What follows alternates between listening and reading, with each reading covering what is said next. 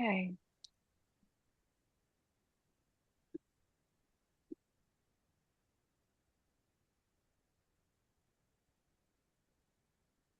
Well, I'll start. I'll just say welcome everyone. That's always the best place to That start. was that was a game of chicken, Tom, and you just lost. Or Oh did I dear. win? Or did I win? Because I heard there was a I thought it was prize. gonna be Steph. I'm not gonna I lie. thought there was a prize for going first, so I'll take my prize now. Hey, if I'd known it was my turn to speak, I totally would have spoken. I'm not I know shy. you would. Well, the thing that popped into my mind around this topic, and this was like way before like the principles world and everything. I was hearing a story about this yogi who who was one of the first people to bring yoga to the United States. And there was this big World's Fair, I think in Chicago, like 1899 or 1898, so a little before our time. And I remember reading about his message. Someone was writing about the message and that he was lecturing and he was telling people what our topic was last time, which was you're not your body. But then the story goes, then he tried to tell them something that was even more disturbing, that they weren't their mind either. And I remember when I first heard that story, I was like, well, what else is there? And so that's kind of what we're exploring today. And maybe the reason um, we didn't really know how to start or know who to start is that we don't know the answer. Do we really know the answer to that? And I was reflecting on that this morning, and any answer that I could give to that is probably not right or not something, um, because like who is it that gave the answer? So I think this question gets us into a little, to me at least, a little more into I don't know. It's just hard to put words to, but I think if we reflect on it a little bit and know that we're more than our bodies, or we're also more than our thoughts and more than what we call our mind. So I don't really know what that is. So I hope by the end of this program, since I went first, the rest, one of the three or all the three of you will tell me the answer. Okay, you won the So game of there, chicken, I won the Tom. game of Damn chicken. you. Skillfully avoid it, addressing it. But anyway, it's also a fun topic, because we're all about having fun too, as well as exploring. So Well, with that, go ahead. I was th contemplating very briefly about this call, and I something occurred to me to share that I felt was quite profound, and now I can't remember what it is. Um, but let's see what comes out anyway. Um, one thing occurred to me was I years ago I went to India and I went to Ramana Maharshi's ashram, which is kind of cool. And I don't know if you've heard of him, but he was one of India's famous saints. Died mid last century. But one of his things was his meditation technique was asking, "Who am I?" And I remember the first time I did that as an exercise, and it was done differently. It was done in a as a pair. So one person would ask, "Who are you?" And the other person would just say whatever occurred to them. And then the questioner would say, "Thank you," and ask again.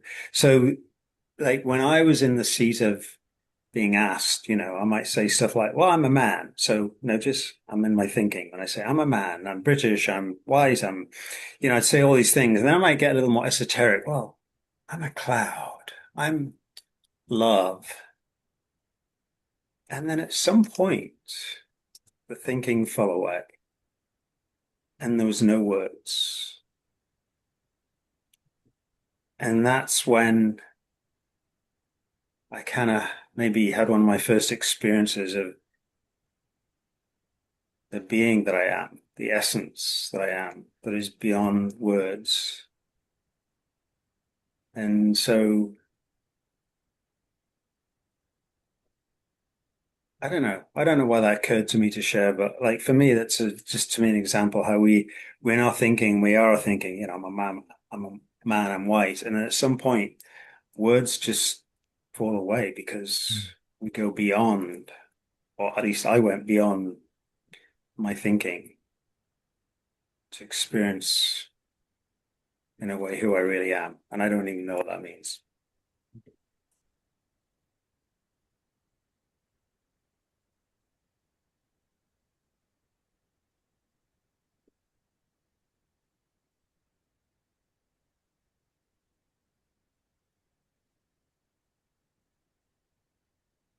Your story, Bernie, kind of reminded me of a meditation that I heard about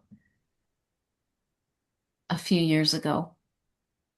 And it was a meditation that required a rock. Mm. And every morning you were asked to or invited to look at this rock and say, this rock is a happening.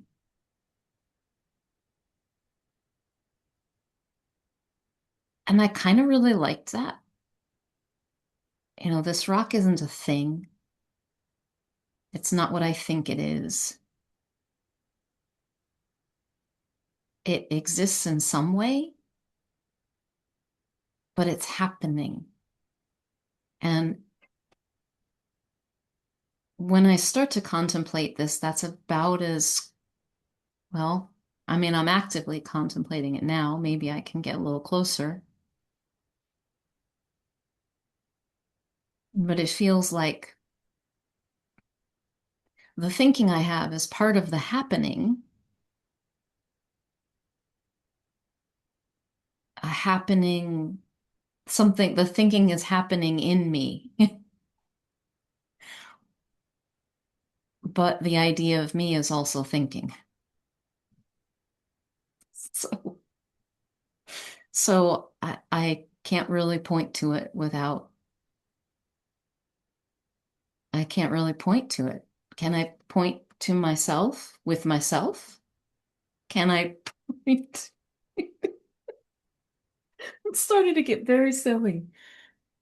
But that feels kind of true when I think of what I really am, that it's this happening that is in somehow I'm miraculously aware of.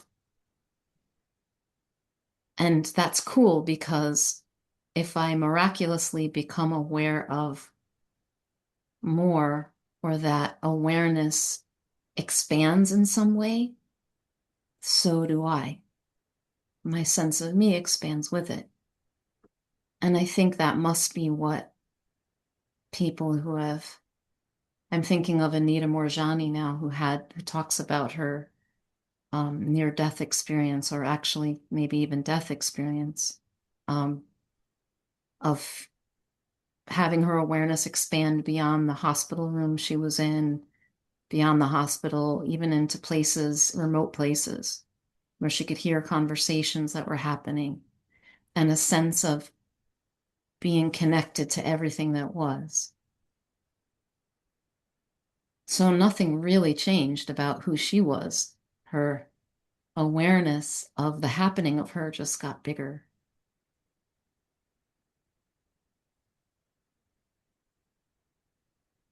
So, Katrina, I think this is a good time to call upon you. I And love I love that with the rock because for me, I always felt like that with rocks. They were happening. From a small, small child, I was obsessed by rocks and how they change over time and how they form and break and move as the planet moves, even before I understood about plate tectonics or anything. I could see the rocks down the beach, how they'd been pulled apart, or pushed together, or how they changed over the years. And when I came across the principles, I started to see that I'm not separate from those rocks. I knew it before, but I saw it even deeper. I mean, I haven't got it to hand at the moment. I've got a piece of rock that's 3.8 billion years old. It's the Earth is 4.5 billion years old. Most rocks we see are millions of years old, not billions. And without that rock, we couldn't exist. Because where would we live?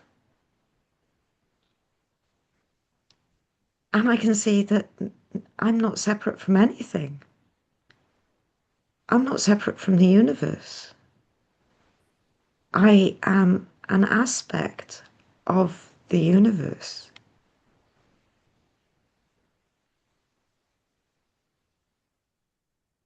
So I loved what you said, Steph. Thank you. And I love what you're sharing about the rocks too. Uh, there is something really weird that happened to me this morning.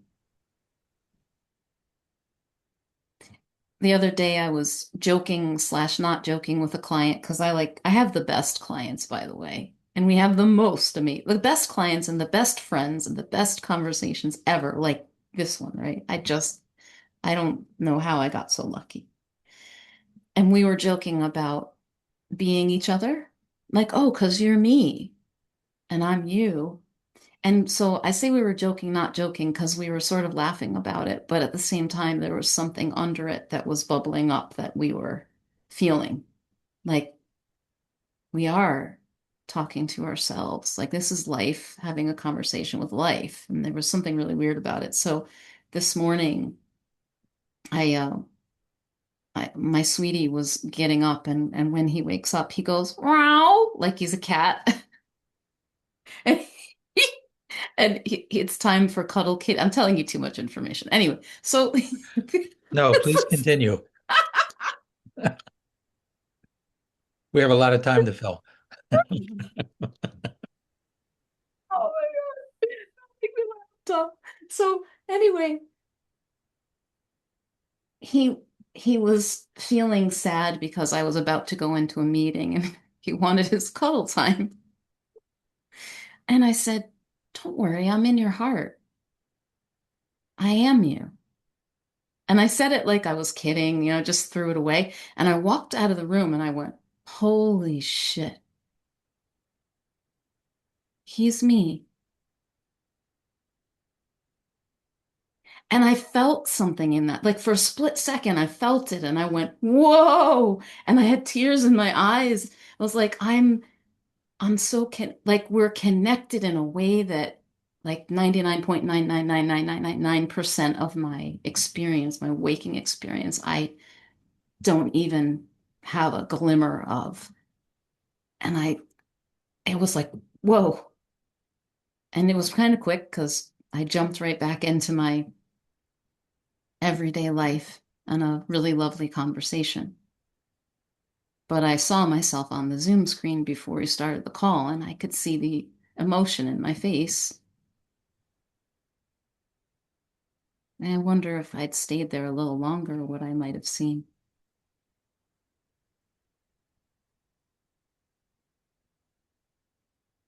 Maybe it doesn't matter.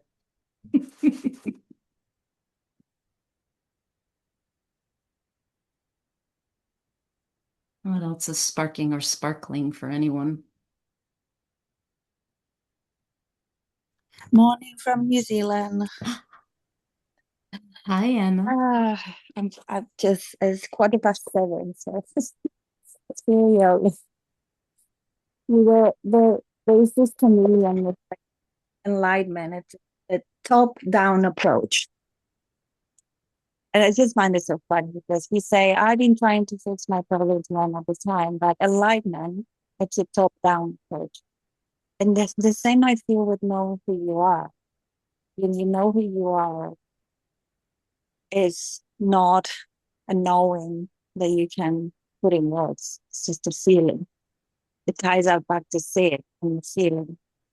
And And it's a top-down approach because you just see what you're not, you know.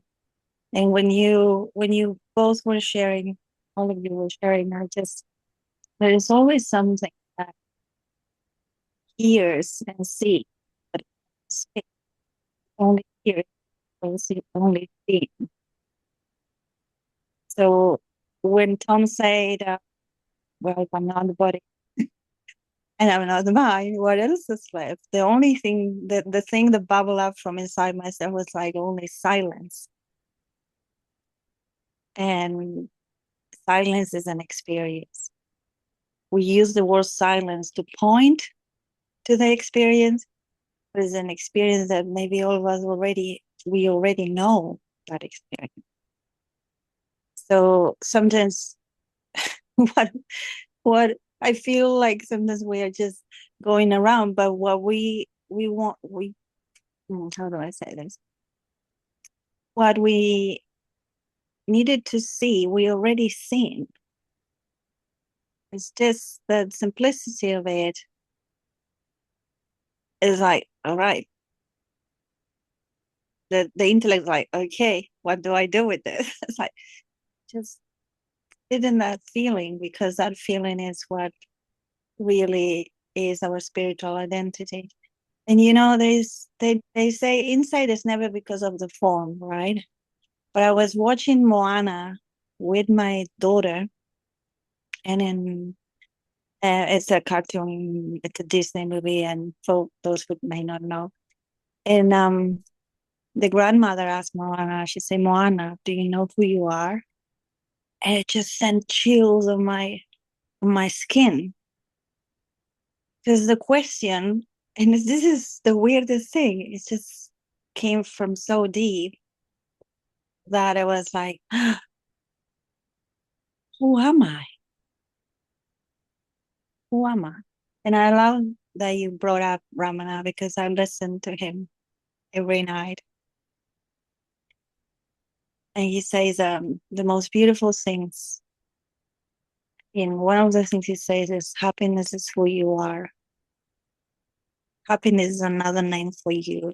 And I don't quite grasp that mentally, but I feel something.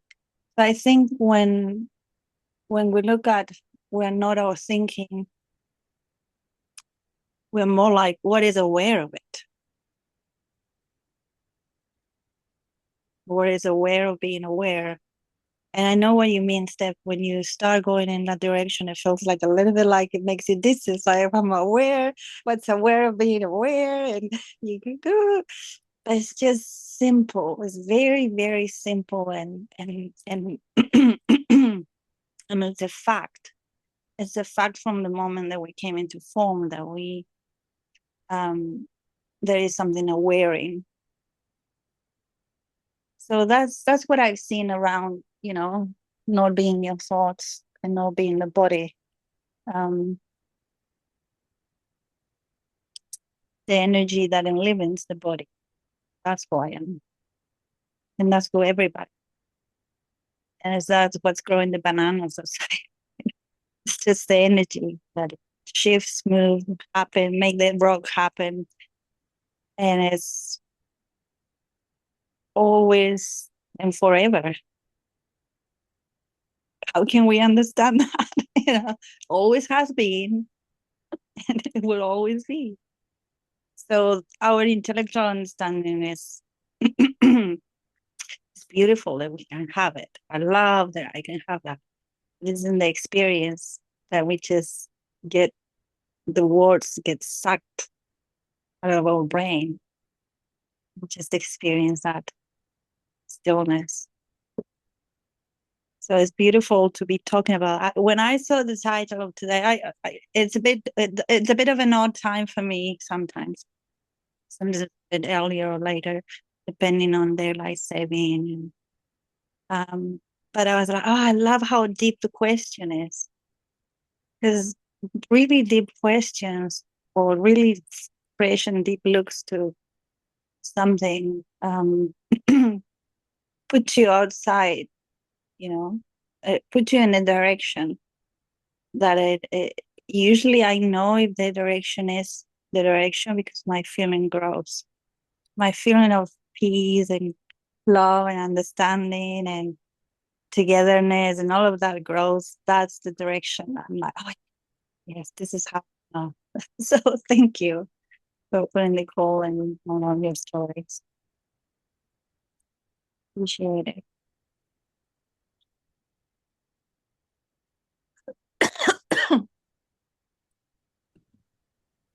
Sometimes I think my half asleep brain is like what I wish I could live all day.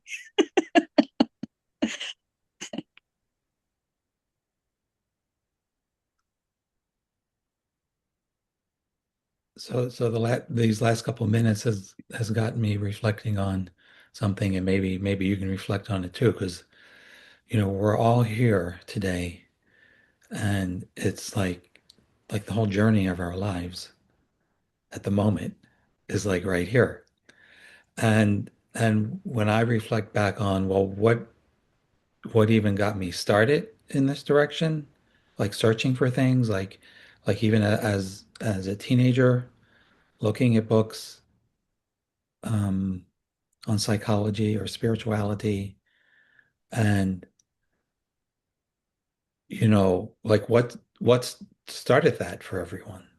Like for me, what started that was, I think there were really two things. It was one was, I think the most immediate was there was some kind of problem, some kind of suffering, some kind of misery, something that I wanted an answer to. And at some point, it occurred to me, well, maybe those answers are in these books in the library and the bookstore, because there were no like YouTube things back then, or you know, or and and then the other part of it was also this feeling that there's something really beautiful about life that maybe I couldn't really explain or name, but I know, especially going back to childhood. And for me, it was the sky. Like for some of you, it was rocks, and for me, it was the sky. And what's so interesting about this conversation today is because before 7 years ago, when I came into the principles, like through everything that I read or was interested in and everything, in my particular journey, it led to sort of this question that came out of these teachers from India, about who are you? What are you? Who am I? And for me, that was expressed in the world. Maybe some of you might be familiar with the term non-duality. And there are a lot of teachers in that sort of realm. And that's where mine ended up. And it sort of did end with well, basically the teaching was, well, what you are is awareness. Like that's if you could put the answer into words, that was it. And so there would be things like just be awareness or just look. My favorite one that was so frustrating that was like look backwards into the source of awareness. I'm like, what the fuck is that? And it like hurt my eyes almost to even think that. And but yet it was kind of like the end. There was like nowhere else to go to that the way it looked to me. And guess what? I was still suffering. I was suffering as bad as any point in my life. And so I would describe that part of my journey and and those groups. I mean, I was in that world for maybe 10 years. And one day it occurred to me what it felt like was the journey had led up a mountain. So let's make it really like dramatic, up a mountain, you know, and at the top of the mountain was a door. I was like, I found the door, I can walk through it. But the joke was that the door was a revolving door that didn't go anywhere. And that's kind of where I was at 7 years ago, just about this time when I came across the principles. And I actually did find the answer to suffering. And it wasn't in anything I mean, I can't really put it in the words, but like ultimately the reason to even for me, up until a certain point to even be in a conversation like this was either wanting suffering to end or just wanting to feel that, I don't know, natural beauty of life that sometimes would seem to come and go and disappear. Like, where is it? That kind of thing. And then, coming into this world of the principles, it just shook everything up and it showed me something different, which I can try to put in the words, but it's not even in the words. And so it goes back to, Sid Banks saying it's really the feeling. So, so this question that can come up from this exploration we've been doing for the past couple of months, like, well, I'm not my body. What do you mean I'm not my mind, of my mind? What am I? That the answer is not an answer, it's a feeling. And if I have a feeling of beauty, right? Joy, love, whatever word I can put on it or you can put on it, if I'm feeling that and I feel free when I am suffering, I feel a freedom. Like that's what I was looking for. And what an odd way to get here. Um,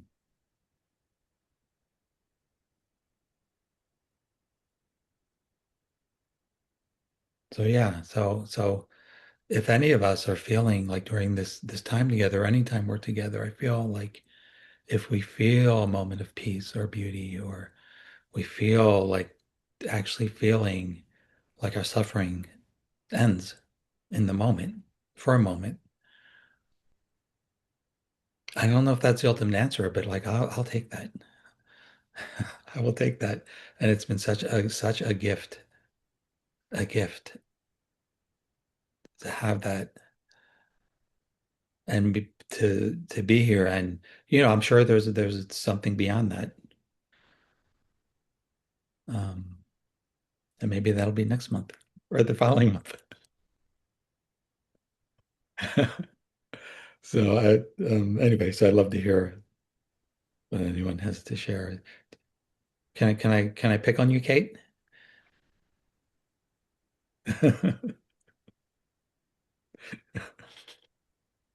Sure, of course.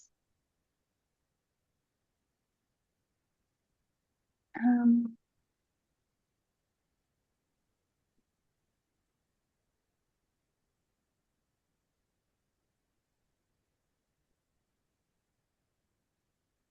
I really love,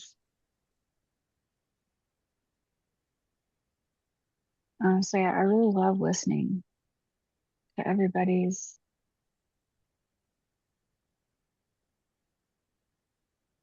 insights around this question. I guess, I mean,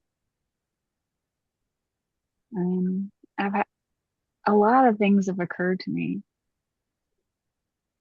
since you guys, um,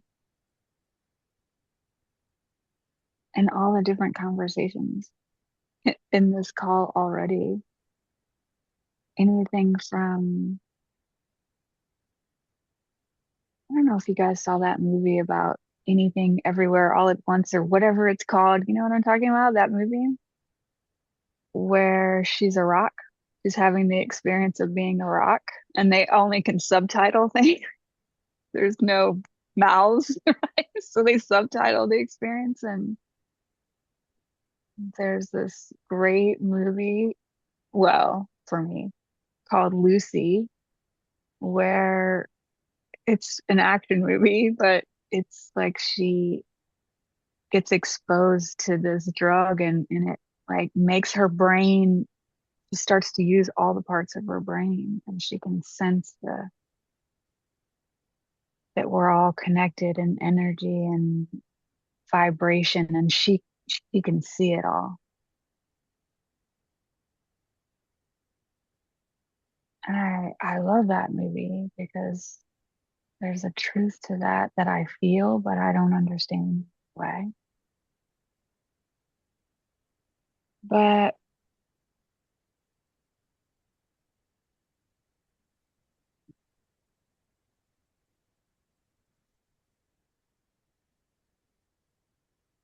for me, this feels like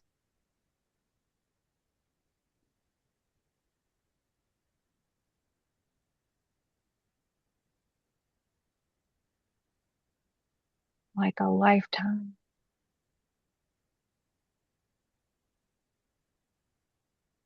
Like I'll spend the rest of my life seeing this in small things. I'll never really get it or understand it, but like it, I'll spend the rest of my life looking in this direction because the moment I think I've seen something on it, I'm the next moment I'm having this experience that feels so real in my body and my life, and I'm lost in it. And I don't see that anymore because then I am my thinking,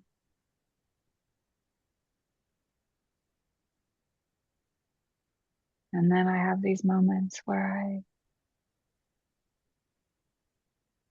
I sense the truth of what we are.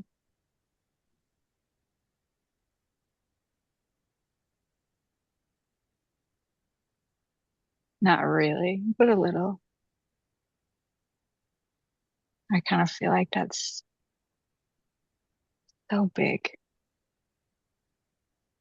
and maybe something I'll never really, maybe as a human being, I'll never really get.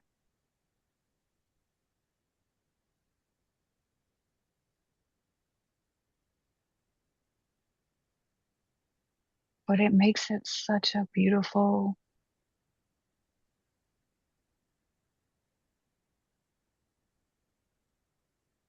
it makes it such a beautiful conversation, I think,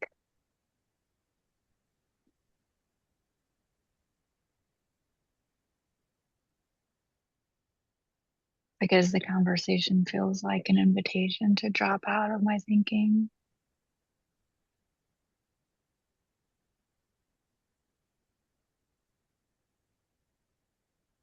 into that feeling space that Tom was talking about.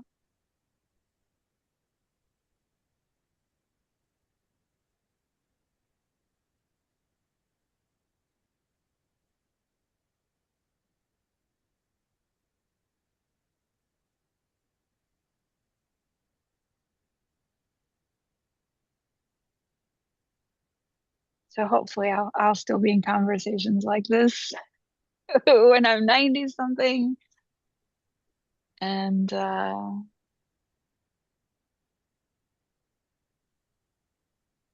and coming back, honestly, to not knowing anything about it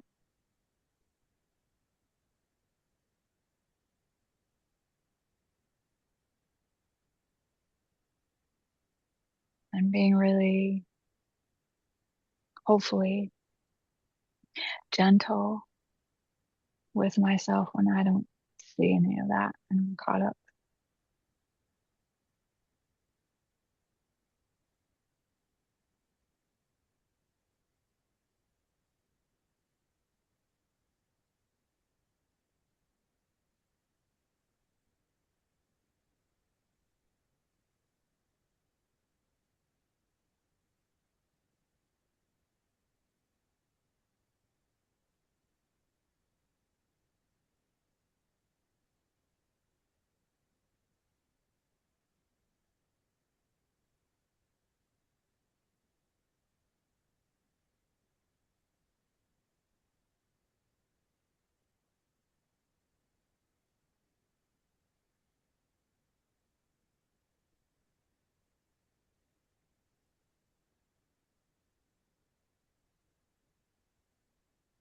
There was a funny experience that I had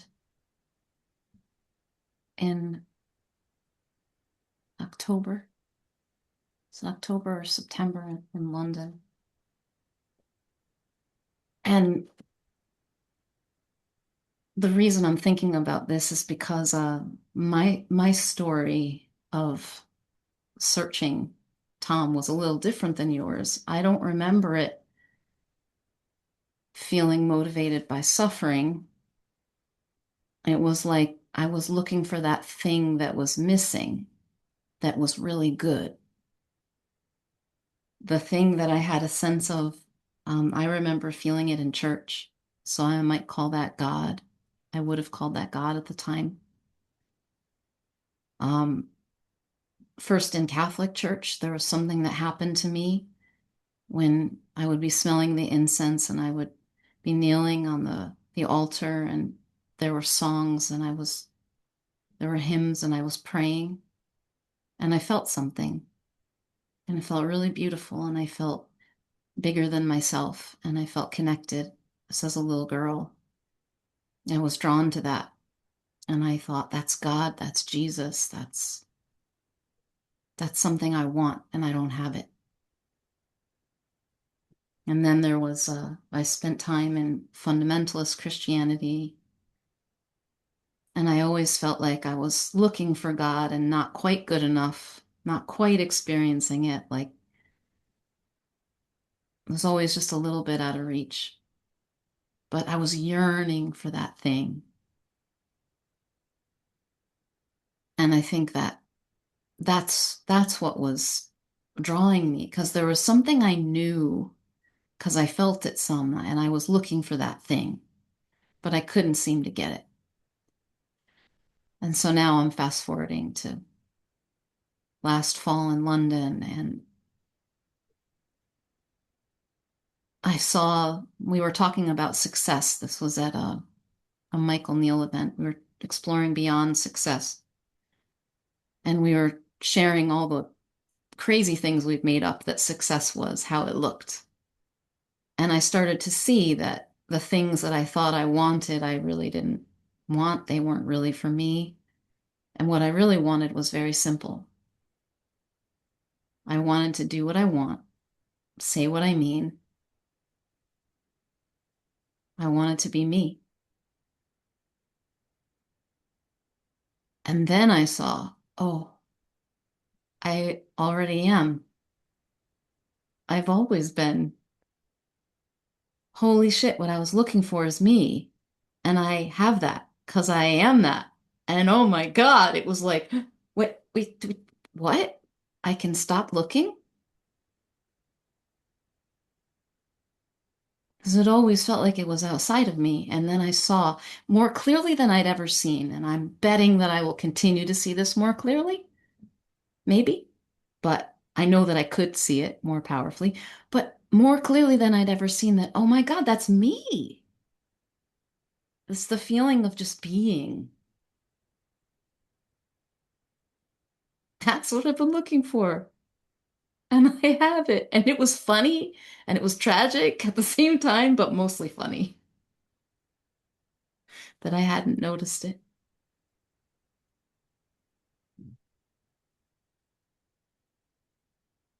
Because I had a lot of thinking that told me it was outside, that told me I didn't have it. And that's what I'd been feeling. You don't have it. You need to get it.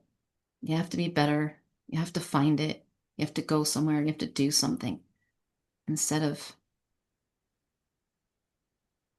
not fell away. I always had it. And that's what I had been feeling the whole time. Me.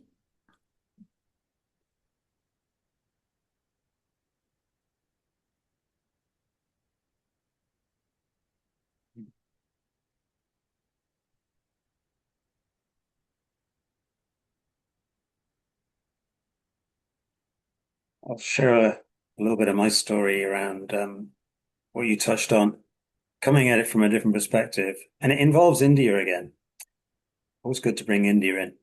I'd love, I love Indian food. I don't know if that's related. Anyhow, when I was in my 20s, I was very proud of my active mind.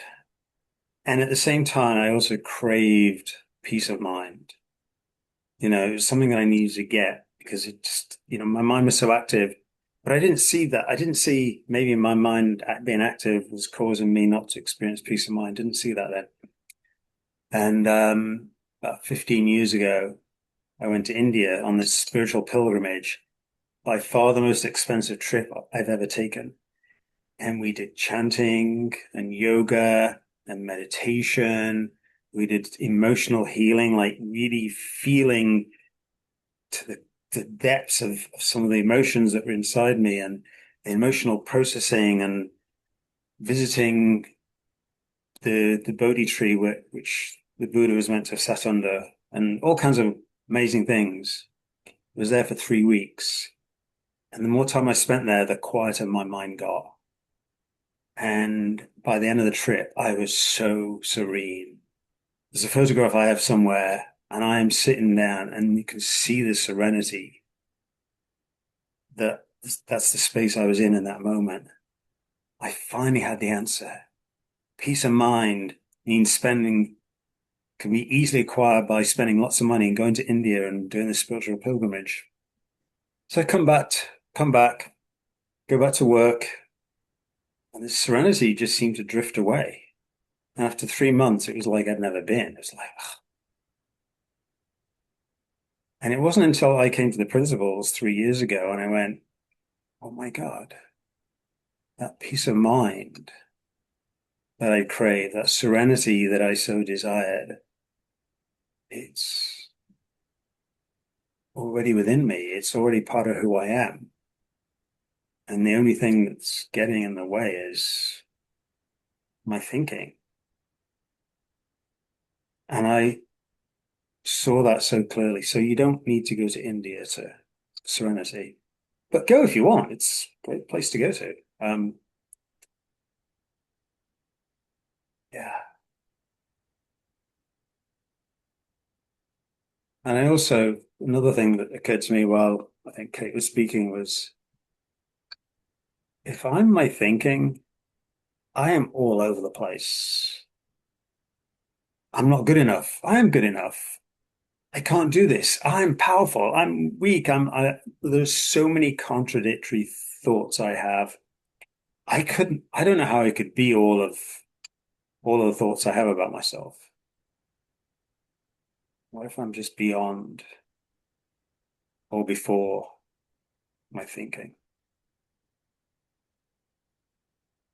Whatever that means. So as we're coming up on our last 30 minutes, I'd love to see if there's anyone that's not spoken yet who's been listening to this, who's got anything that occurs to them to share or ask about.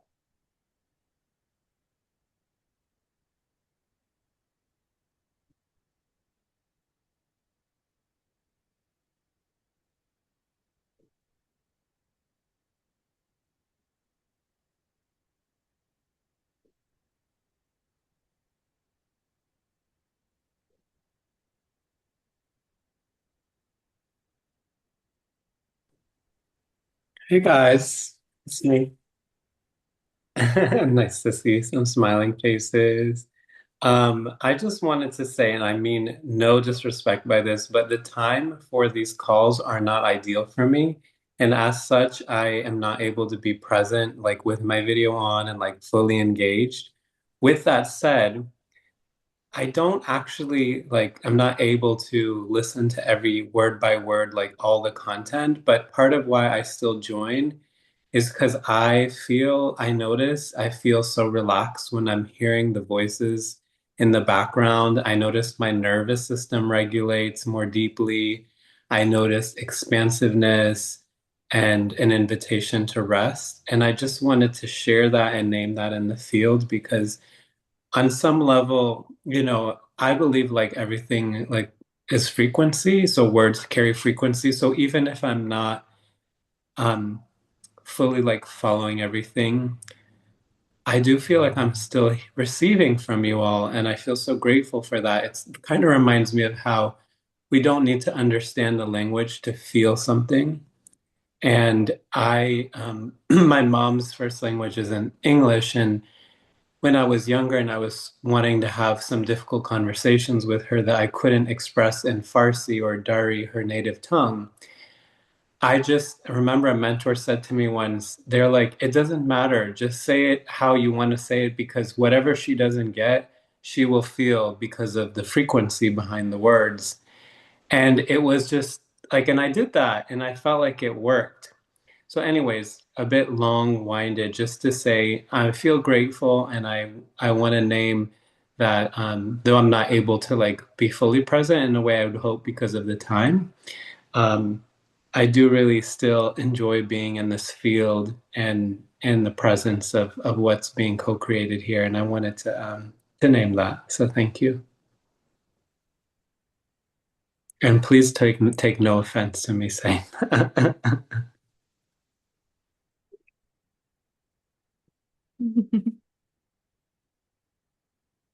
Well, Sid would say, don't listen to my words, listen for a feeling. And I think that's just a different way of saying what you've just said, Noel, I think. Yeah, thanks, Bern.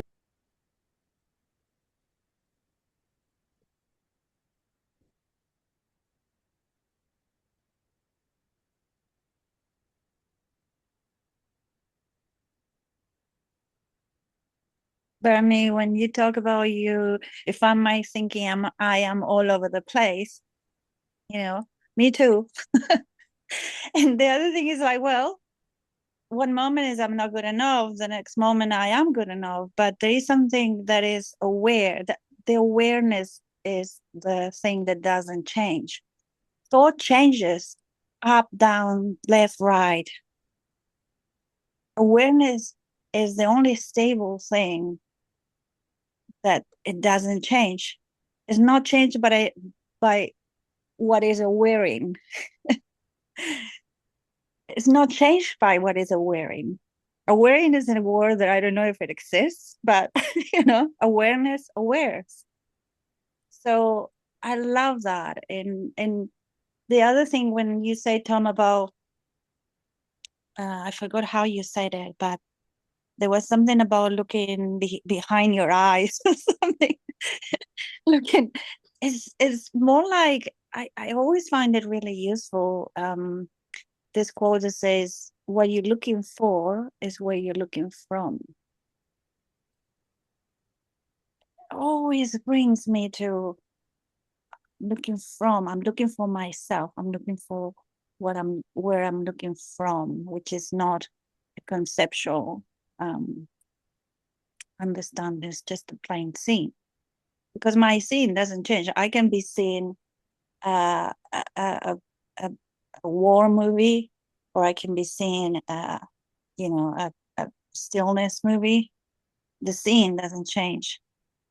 But when the scene turned into this movie is bad, then I'm just already creating something that I have the freedom to create. This is the adventure when Kate, said about sometimes I can be in this beautiful space of knowing and understanding, and then I get lost into this experience that feels very real. It's like we did that to ourselves. Consciousness, it's just part of the adventure. Getting lost is part of the adventure, and getting found is part of the adventure too. So this could be adventures in consciousness instead of adventures in time. Adventures in consciousness is like, oh, what is he gonna be? What is he gonna do it today? What is he gonna, grab me so deep that I'll forget?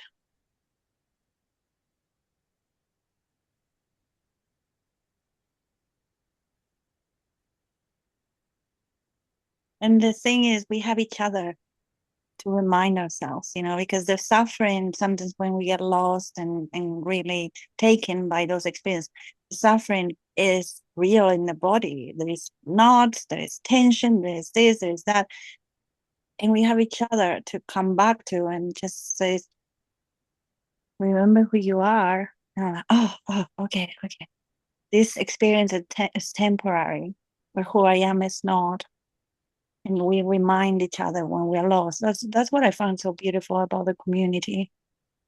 All these forms of the one are now finding each other. Like you say, Steph, your partner is you. Yeah, well, every person in this room right now is the same consciousness manifested in a different form.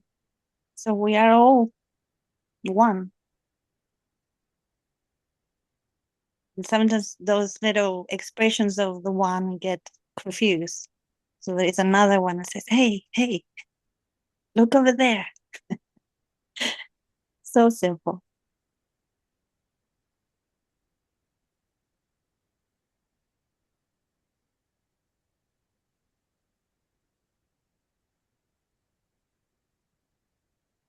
Would you like to hear a song that has Alan Watts in it? Yeah, yeah. All right. I love this song.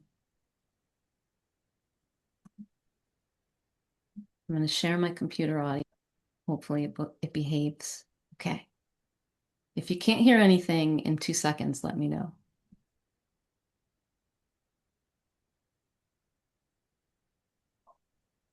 Wait.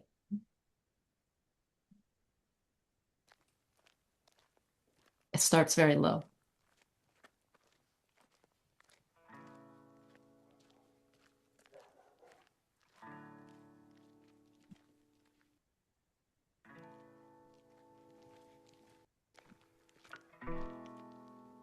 If you are aware of a state which you call is, or reality, or life, this implies another state called isn't, or illusion, or unreality, or nothingness, or death. There it is. You can't know one without the other. And so as to make life poignant, it's always going to come to an end. That is exactly, don't you see, what makes it lively. Liveliness is change, is motion. So, you see, you're always at the place where you always are. And you think, wowee, a little further on we'll get that. I hope we don't go further down so that we lose what we already have. But that is built into every creature's situation, no matter how high, no matter how low. So, in this sense, all places are the same place. And the only time you ever notice any difference is in the moment of transition. When you go up a bit, you gain. When you go down a bit, you feel disappointed, gloomy, lost. You can go all the way down to death. Somehow, there seems to be a difficulty in getting all the way up. Death seems so final. Nothingness seems so very, very irrevocable and permanent. But then if it is, what about the nothingness that was before you started? On the contrary, it takes nothing to have something. Because you wouldn't know what something was without nothing. You wouldn't be able to see anything unless there were nothing behind your eyes. The most real state is the state of nothing.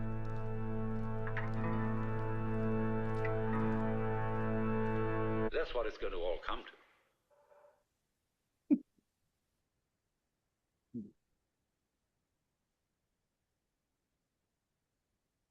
I love that about the nothing behind your eyes.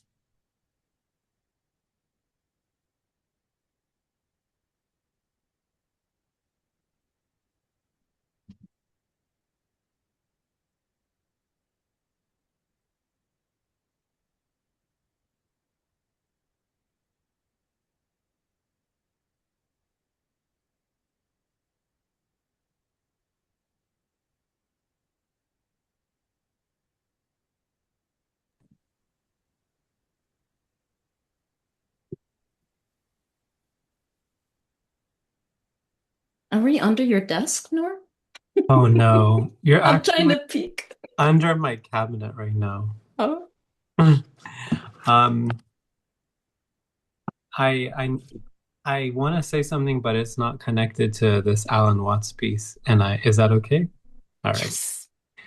Um, so we have a local 3P gathering in St. Pete usually twice a month if it happens at Bernie's home. And Kate, there was something you said that I didn't get to say that was impactful to me on Tuesday. It was this Tuesday, and you were talking about how you spend, I don't think you'll mind me saying this, so I'm gonna just say it, but um, we were talking about how you spend a lot of time just being with a question without needing the answer.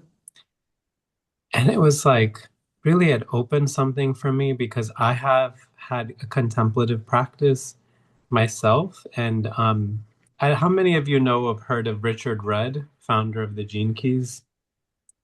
Okay, well, anyways, he's all about contemplative practice, and he kind of like reignited my connection with it. And so I have a whole note on my phone that's like contemplative questions that I've come up with that I want to just walk with while I'm at the beach. But I notice when I ask myself the questions, I am looking for an answer. And something opened up for me, Kate, when you just talked about how you're not seeking an answer. You're just like, it's just like, so that's, I'm just been sitting with that since. It's been such an open invitation for me. I just wanted to say that. Thanks, no. That's a relatively new space for me as well. Reminds me of a quote, which I'm going to read if that's okay. Be patient towards all that is unsolved in your heart and try to love the questions themselves. Like locked rooms and like books that are now written in a very foreign language. Do not seek the answers which cannot be given to you because you would not be able to live them. And the point is to live everything. Live the questions now. Perhaps you will then gradually, without noticing it, live along some distant day into the answer. I love that quote. That was by Raina Marie Rilke. I'm saying it right, I don't know.